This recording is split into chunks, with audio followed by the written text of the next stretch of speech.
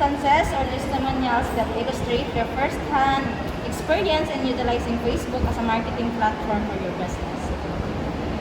So sa Facebook, kanang gamit juga siya if kanang mag-business ka kay naman siya yung marketplace.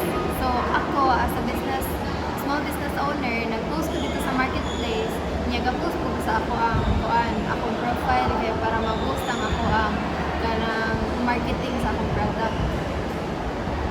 Then, next, in what ways has the utilization of Facebook impacted your strategies for promoting and selling your products or services?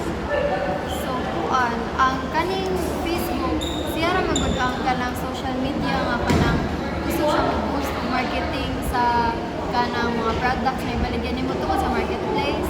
So, tungod sa marketplace, daghan ko na reach ng mga tao like sa bisan asa nga part sa Cebu kay magpakuan naman sila like kanang maximum delivery and bisan wala ko kailan nila maka-purchase gyapon sila sa akong product. Then, next, how was interacting with target audience on Facebook positively impacted on the growth and success of your business?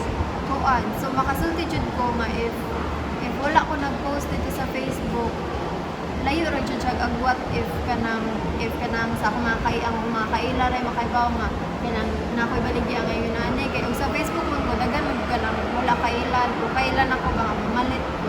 So dako jud ko na advantage tungod sa kaning pag-marketing nako sa Facebook.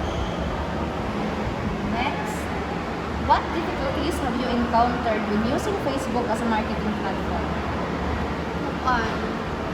Nakoy times nga kanang hinay siya kay walay mo kuan mo ba walay mo kanang chat nimo pero nakoy times nga kusog siya sa difficulties ko dani niya kay wa mo gud ka kaila sa mga tao didto so nauban magtuo nga scam ka napoy uban nga ikaw magtuo ka nga scam pud sila so mo na siya. How did this platform impact your overall marketing strategy and business operation?